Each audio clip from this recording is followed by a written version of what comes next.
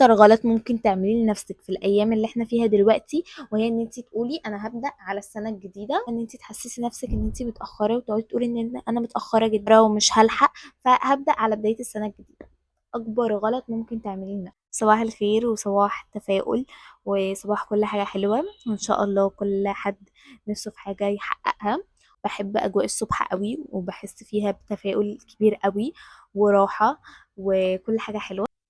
فيلا بينا نبدأ الفيديو بتاعنا. بقينا خلاص في النص التاني من السنة، فلو انتي كنت لسه ما حطيتيش اهدافك وما كنتش حطيتي خطوات ان انتي ازاي توصلي لها او بدأتي تنفذيها اوريدي، فالفيديو ده ليكي، كمليه الاخر. الوقت اللي احنا فيه دلوقتي ده هو انسب وقت ان انتي تبدأي تحددي ايه هي اهدافك لو انتي اوريدي ما كنتش محدداها اصلا من اول السنة، وتحددي الخطوات اللي انت المفروض تعمليها علشان توصلي لها وازاي تنفذيها كمان. يعني انت مش بس هتخططي وتحددي، لا انت كمان هتنفذي.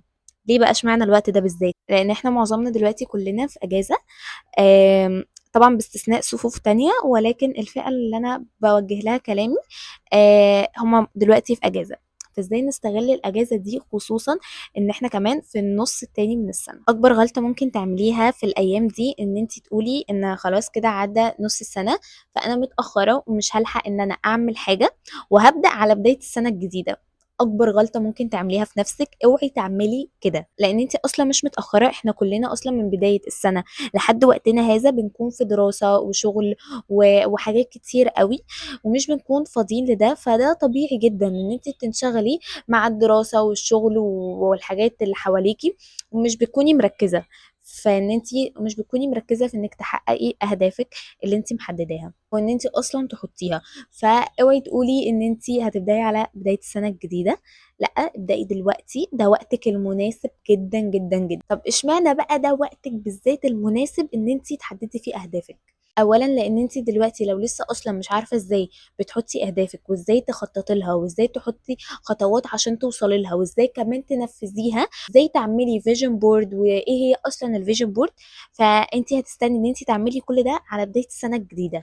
فانت بالتالي هتضيعي وقت اكتر على بدايه السنه الجديده، لانك برضو هتكوني في دراسه وعندك حاجات كتير قوي، هتوصلي برضو لنص السنه وهتقولي خلاص انا هبدا على السنه الجديده، فانت اوريدي عماله تلفي في دوامه وما بتوصليش لحاجه. بدايه تعملي ده من دلوقتي، انت بتوفري على نفسك مجهود وتعب على بدايه السنه الجديده، بالتالي هتكوني عارفه ازاي تعملي ده، فبالتالي هتعمليه بسهوله جدا. انت يعتبر كده بتاهلي نفسك للسنه الجديده. اللي احنا فيه دلوقتي ده مناسب كمان معاكي جدا، لان انت اولا بتكوني فاضيه ما وراكيش اي حاجه، فبالتالي انت بالتالي بعيده عن المشتتات اللي حواليكي.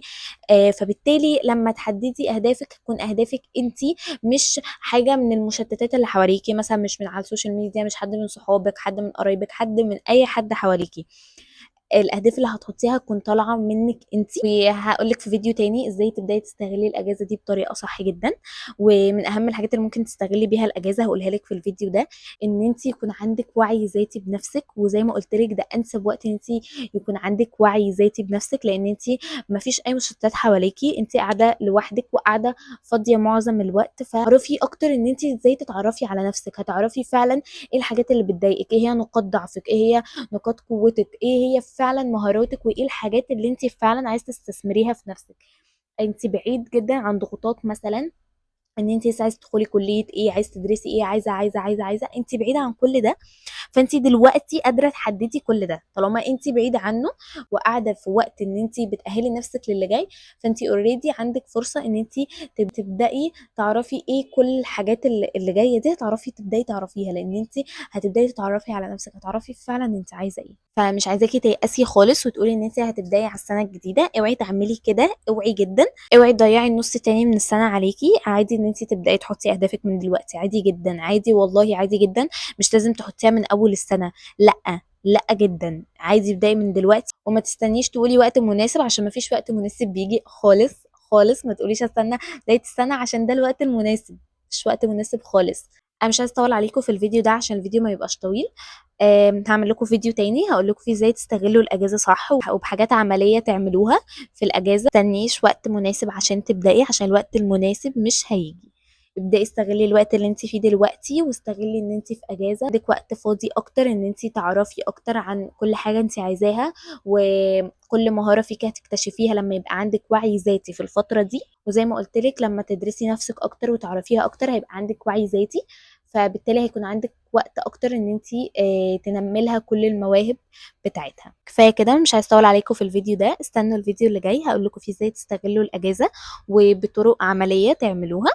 ولو عايزين تعرفوا اي حاجه تانية عن الاهداف وازاي تحطوها وايه هي الفيجن بوردز وتحددوهم ازاي اهدافكم، اكتبوا لي في الكومنتس. بس كده.